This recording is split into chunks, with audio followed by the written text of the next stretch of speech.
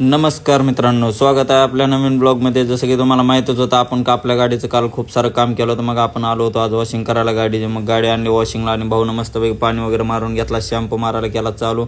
Shampoo वगैरे मारून मस्त अशी क्लीन वगैरे करून घेतली गाडी, मस्त धुवून घेतली आणि मग चढवली भावानं रॅम्पवरती गाडी. भावाला म्हणलं खालनं पण पाणी मारून दे जरा चांगलं. मग भावानं बघा किती मन लावून पाणी मारलं, अख्खीच गाडी घाण काढून टाकली गाडीची. मग आपण तिथून आलो होतो गाडीचा वेल अलाइनमेंट करायला. मग अलाइनमेंटला आलो, शेट म्हणले चला ट्रायल मारून येऊ. ट्रायल वगैरे मारून आलो. मग गाडीला शेटने लावले आणून त्यांच्या जागेवर ते काम करायचं. मग शेटने चढवले जॅक आणि काढले आपल्या गाडीचे चारही टायर काढले आणि घेतले आपल्या गाडीचे बॅलन्सिंग करायला. गाडीचे बॅलन्सिंग वगैरे झाले आणि शेटने नंतर टायर बसून हे त्यांच्या मशीने लावायला चालू केलं. आपल्याला तर काय कळत नाही. मग बघितलं आपलं काय बघू म्हणलं, काय समजलं तर समजलं, पण काय समजलं नाही शेवट. मग नंतर मस्त असं अलाइनमेंट वगैरे केलं. सायवेल अलाइनमेंट कुदळवाडी ब्रिजच्या तिथे SP पेट्रोल पंपासमोर नात करते काय यायलाच लागते. काम क्वालिटी म्हणजे क्वालिटीच होते.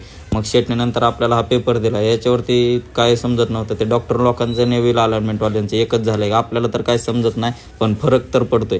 मग नंतर आपण गेलो होतो ओला उबेर केलं आणि बघा मित्रांनो, 4 ट्रिपामध्ये 1322 रुपये केले होते आपण 4 तासात. मग आपण आलो घरी. चला मित्रांनो, भेटूयात उद्याच्या ब्लॉगमध्ये. तर ब्लॉग कसा वाटला कमेंट करून नक्की सांगा. धन्यवाद.